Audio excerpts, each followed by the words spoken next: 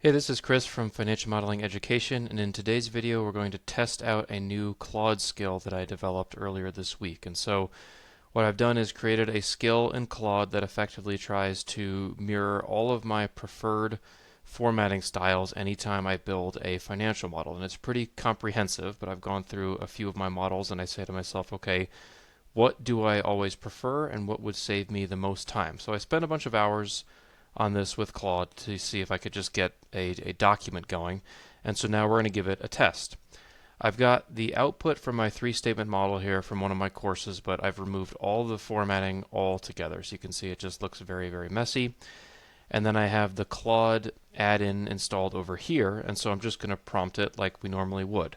What Claude is going to do is it's going to reference the skill that I made and then hopefully apply all of my formatting throughout the model. We'll see how it does. And you just have to forgive my typing here. Can you please apply my preferred, see if I can spell that, formatting standards to this sheet. Let's just see how it does. I'm not an amazing prompter. I'm just kind of a dude that uses Excel and AI, so let's see how well it can do. Let me drag this over here so we can read it a little better. And I'll speed up parts of the video where it's slow or we're just waiting for it to process. So it looks like it's looking at the full layout first just to get a sense of what the sheet looks like. Looking at all the cell data, the formulas, all these things that I would hope that it would do. And now it's just kind of working through its process, reading the labels, headers, and assumptions. And let's give it a few minutes and we'll see what it does.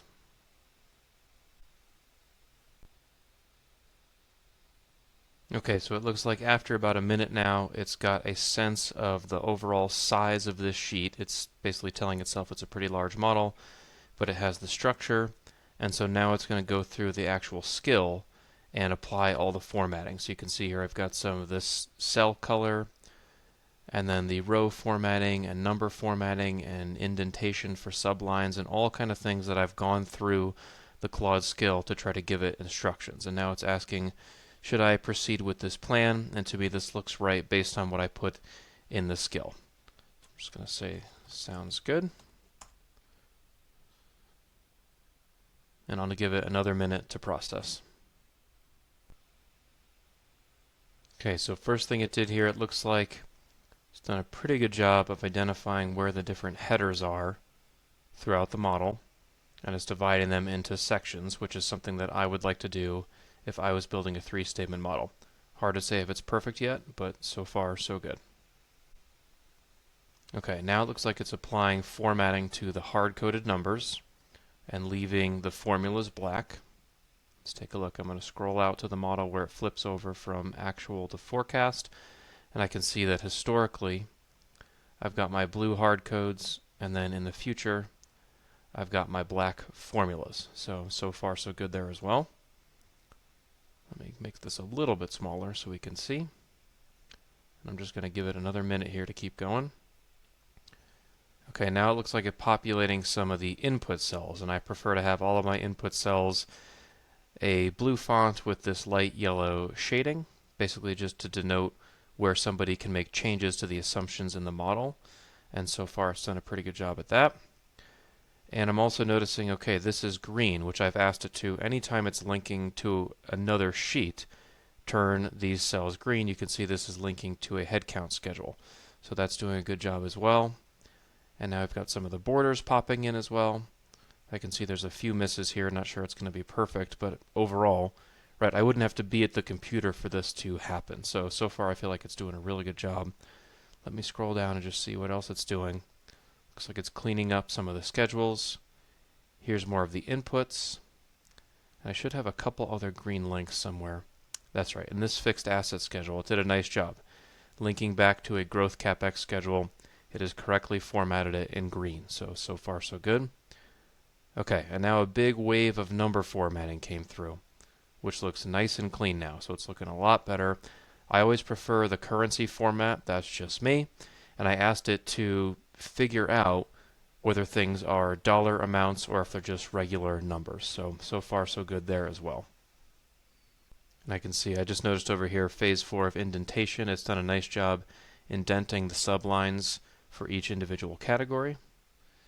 And now it's also applied percent formatting and made it italicized, something that I asked it to do as well. And it's correctly done that over here in the input section. And now it looks like it's at the error checking format. Oh, it also updated my actual and forecast. So it built a conditional format for me. So as these changed from actual to forecast, the colors change and they're center aligned. And now it looks like it's filling in for some dead space, which is something that I like to do. If there's an area that is deliberately left blank, I usually like to fill it in with gray. Let's see if I can find some of that. Probably would be down here. We'll see how well it does.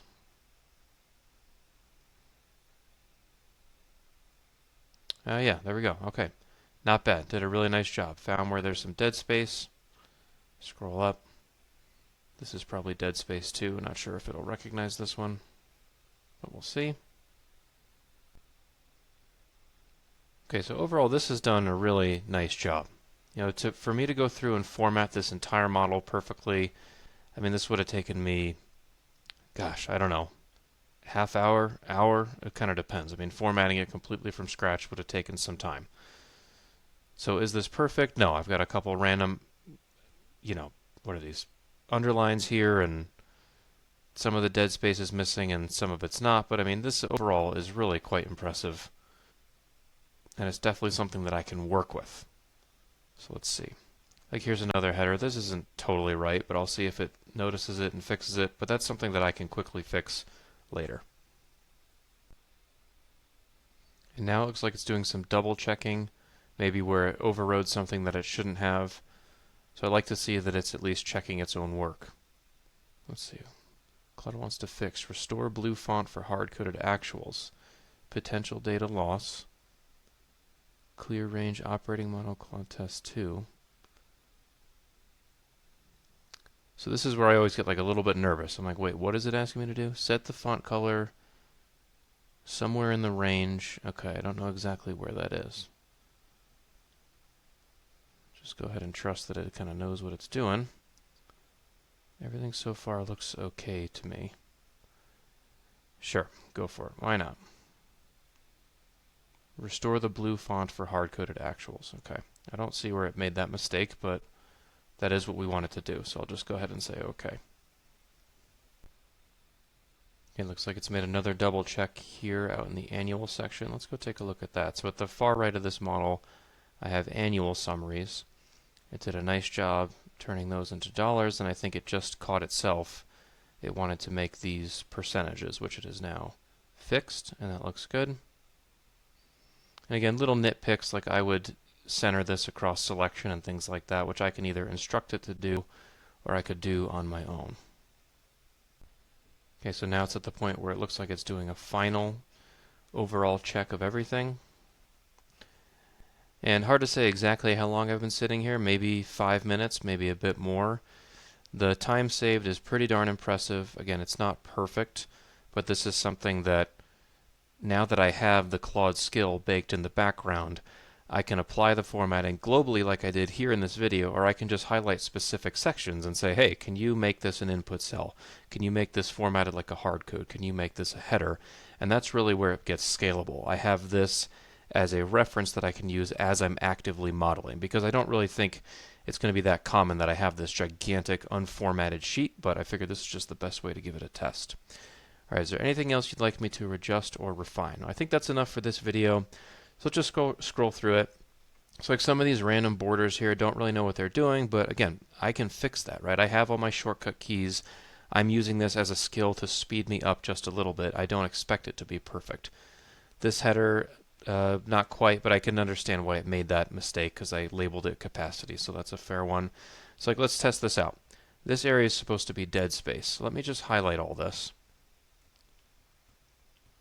in here, and I'll say, can you format this range as dead space? Let's just see how it does. So dead space is something that I've referenced almost as a key term inside my Claude skill. So let's just see what it does. Okay, it says it's done. Let's take a look. Yep, I got it just fine. Got all the gray in there. in all the dead space. So that looks good, and that is the shading that I want. So again, could I have done that faster with shortcut keys? Yeah, I probably could have, right? I could have gone to Go to Special, select Only Blanks, and format it as gray, but it is nice to just have this here in case I need it. Did a great job linking to the other sheets. That was nicely done. All my percentages look good.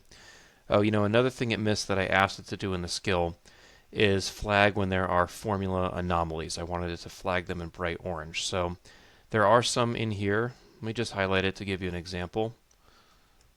Can you check this range for any formula anomalies? Not sure if I spelled that right. Because I can see this note here. Because this is a course, I basically said in the actuals it's going to be one formula. In the forecast it's going to be a different formula.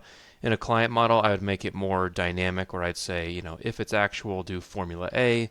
Otherwise, if it's forecast, do formula B. But I just made them different in this model when I'm teaching the course. So let's just see if it picks it up. It should theoretically flag this as orange. But let's see. No anomalies detected. The formulas are clean and structurally sound across this range. Okay, so that's a little bit of an issue, right? Because you can see here I've got equals the preceding cells, or actually this is linking to the balance sheet, and then once it flips to a forecast, you can see that formula changes. Let's just try that one more time. Check this range for inconsistent. Wow, I cannot spell that at all. Formulas, please. See if it can pick up on my bad spelling. An expected to actual structural break, not an error. Yeah, okay. So it's kind of misunderstanding my instructions here.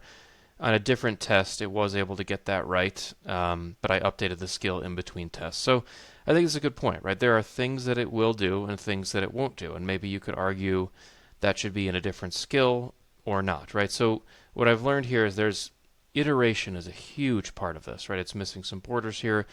You want to test this over and over again, and then you have something reliable that you can use. But big picture, if I'm zooming out, I've been messing around for this for, 10 minutes, and I was able to format pretty much this entire sheet to my specific liking, which is something that I would use in a client model, and it did it all automatically, completely from an unformatted sheet, which is a scenario that I'd almost never encounter. And so now I can say to myself, all right, what are the little tiny tweaks that I want to make to that skill?